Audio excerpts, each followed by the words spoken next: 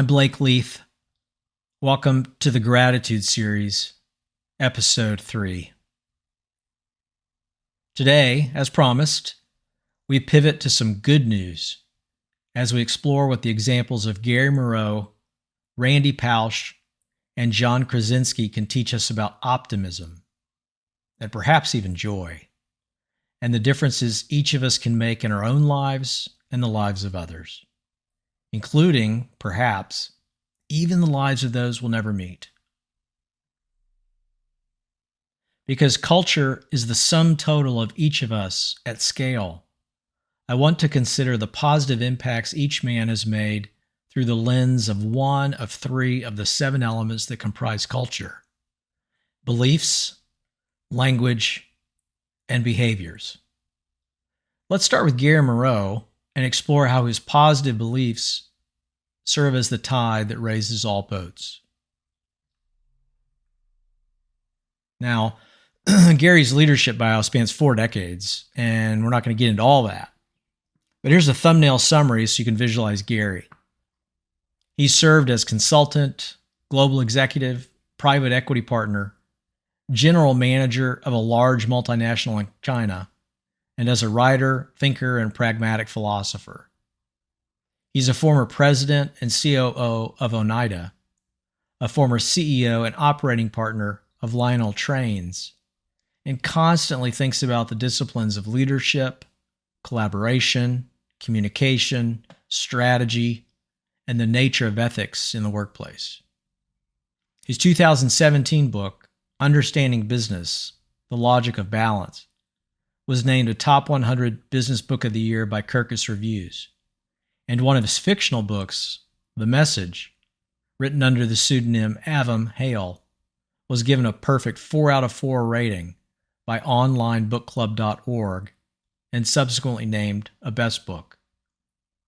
He was recognized by the World Economic Forum as a global leader for tomorrow some 30 years ago now, along with Bill Gates and Michael Dell, and has spent a dozen years in China, 8 of them consecutively, still leads a company there, and also remains an Amazon top 500 book reviewer and has a large following for his book reviews on Goodreads, where he reviews a wide range of genres from classical literature to philosophy to business. Here's what he told me last time we spoke. With those I lead in China, he says, I implemented a program called Power Up. We had every leader identify his or her top 10 most important values. One of mine was the good guys win in the end. I really believe that, he said. Though we may be experiencing a fallow season in the US or corporate America, he said, I haven't lost faith. Lombardi says, we didn't lose the game, we just ran out of time. And that's exactly what Gary believes. He continues, if I didn't believe the good guys would win, I'd have a really hard time getting out of bed in the morning. But I decided a long time ago that collective consciousness can tip entire cultures and societies. If I can, through my writing or my leadership, place just one more grain of sand on the right side of the scale, I'm going to give it a try each and every day. I love that about Gary. It's like when you meet somebody that just got fired and you say, how you doing? And they say, I'm blessed. Or someone that's dying and you ask, how are you doing? And they say, I'm blessed. When we look at the difference between pessimists and optimists, there are 5 key differences. And they all start with the letter P. So this is going to be a bit of an alliterative list. We're considering differences primarily in perspective. So when you think about a pessimist and proportion or proportionality, they tend to blow things out of proportion, whereas an optimist keeps things in proportion. Regarding pervasiveness, when something bad happens, a pessimist considers that universal. It's leaky. It spills into every nook and cranny of their life. But for an optimist, pervasiveness is limited, partitioned, specific. When we think about permanence, something bad happens and a pessimist assumes it's lasting. It's forever. It's infinite. It'll always be this way. It'll never change. It'll never get better. But the optimist considers these things temporary. This too shall pass. Consider personalization. Pessimists tend to blame others.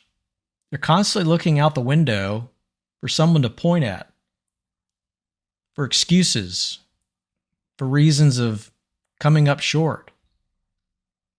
But for optimists, they take ownership. They look in the mirror and ask, what can I do better tomorrow? And finally, power.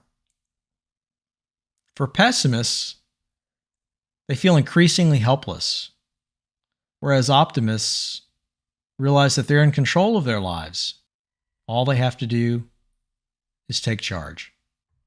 This reminds me a great deal of Nelson Mandela, who suffered 27 years in prison before becoming South Africa's president and leading his nation peacefully from apartheid to democracy.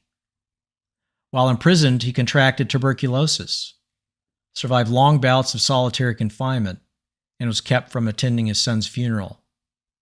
For several years, he was permitted one visit and letter every 6 months. During the long years of his confinement, he came to cherish a poem, Invictus. He often recited it to fellow inmates, and its title was given to a 2009 movie starring Morgan Freeman as Mandela. Here's the text from his favorite poem. Out of the night that covers me, black as the pit from pole to pole, I thank whatever gods may be for my unconquerable soul. In the fell clutch of circumstance, I have not winced nor cried aloud. Under the bludgeonings of chance, my head is bloody, but unbowed. Beyond this place of wrath and tears looms the horror of the shade, and yet the menace of the years finds and shall find me unafraid. It matters not how straight the gate, how charged with punishments the scroll. I am the master of my fate. I am the captain of my soul.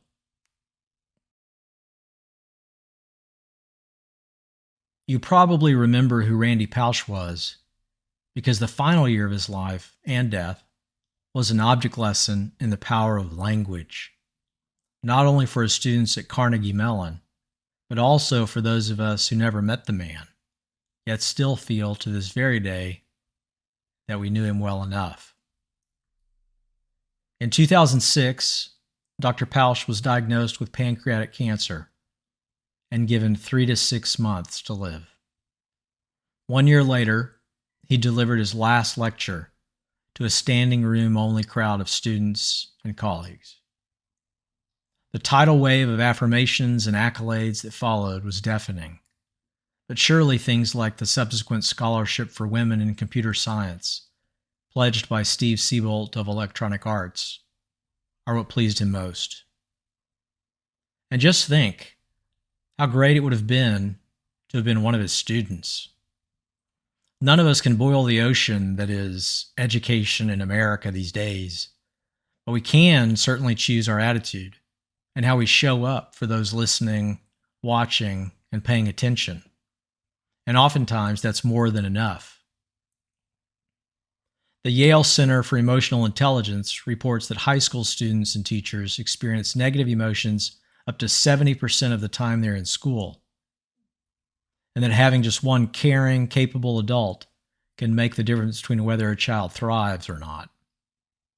That where there is an emotionally skilled teacher present, students disrupt less, focus more, and perform better academically, and that emotions determine whether academic content will be processed deeply and remembered. Randy Pausch was literally dying, but he never even let death come between him and his students.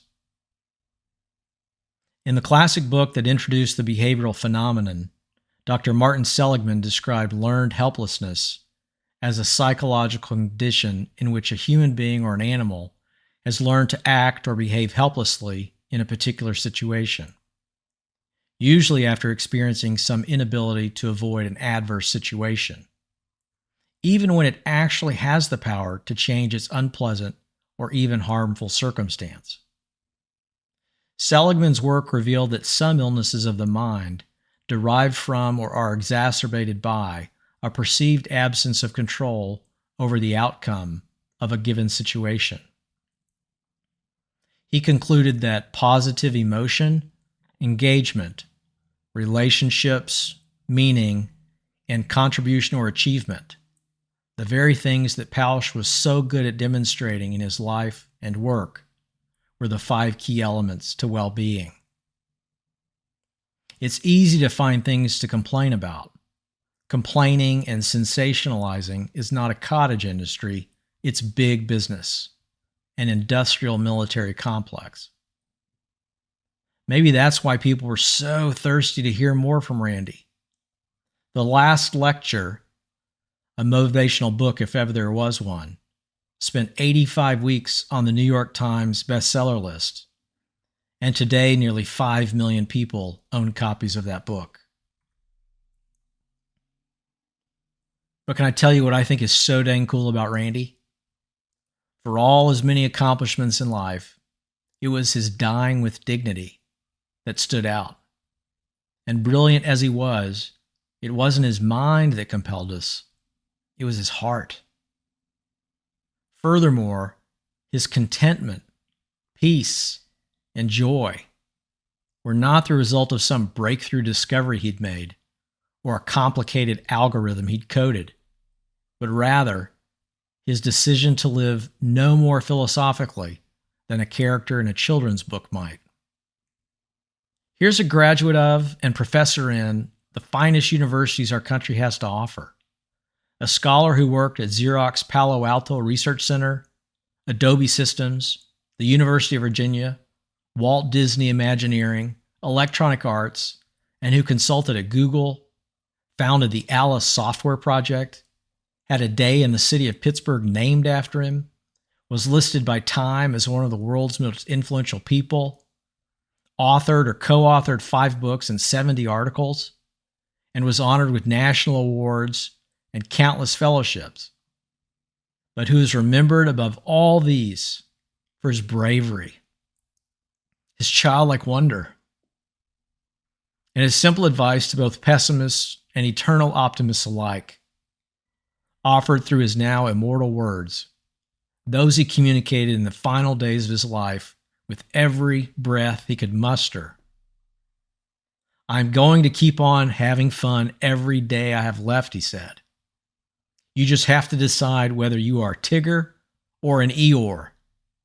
You have to be clear where you stand on the Tigger-Eeyore debate." Gary said once that effective leadership includes learning to learn and to question and to nurture our tolerance for differences of opinion, of listening to contrarian views. We shouldn't only listen to those who agree with our opinions. To do so means we condone judgment of others. And I think judgment leads to arrogance, and arrogance is the surest path to ignorance. Having vibrant, civil, public discourse is important to any thriving society, so we can't afford to lose this. To that end, he said, "I've stopped watching the news because I think watching people chant has got relatively little intrinsic value in terms of learning or understanding." Which brings us now to the behaviors of John Krasinski, better known, perhaps, as Jim from The Office. Like Pausch, who rallied when the odds were against him, John knew solving COVID was higher than his pay grade and way bigger than his job description. But nevertheless, he did what he could within his personal locus of control, chose to be a Tigger rather than an Eeyore, a thermostat rather than a thermometer.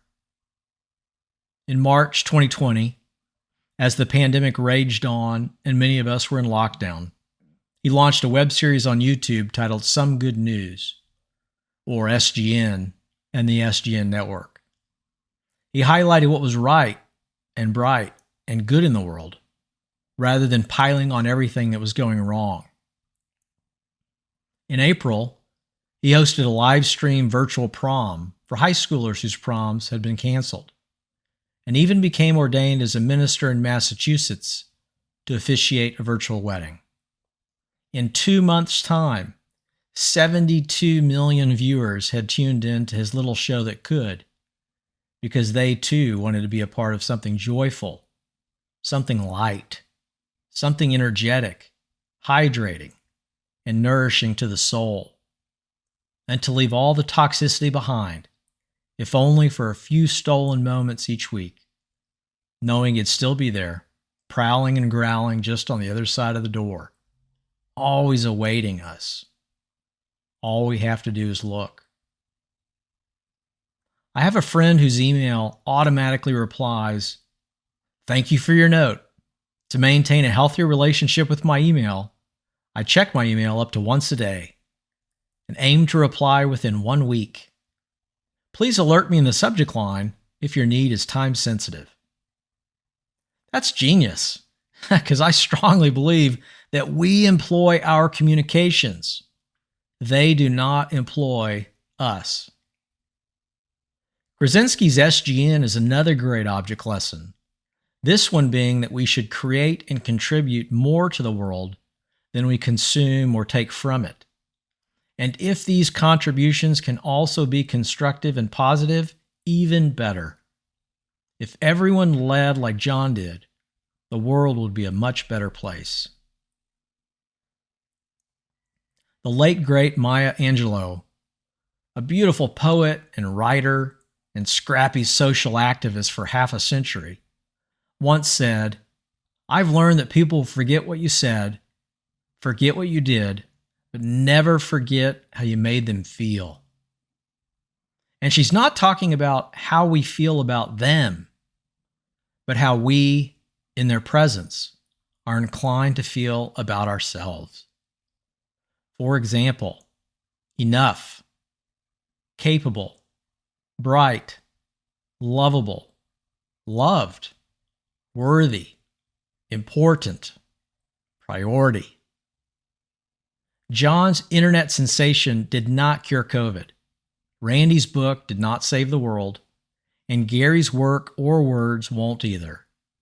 But if you speak to those around these gentlemen, or listen to what those who've been impacted so positively by their examples have to say about them, it's clear they successfully tipped every scale within reach toward optimism and possibility, to counteract all the pessimism, impossibility, discouragement, vitriol, helplessness, and hate so prevalent these days. If you search for only the bad in life, in circumstance, in people, you'll find it everywhere. But the same goes for silver linings. I'm convinced that no matter where you plant them, people are emotional orchards that always bear fruit. The question is, what kind? I hope Gary's beliefs, Randy's language, and John's behaviors encourage you as much as they encourage me. Remember, reaching great means you're barely halfway there, because if we are fortunate, grateful is where we hope to arrive in the end. See you on the road.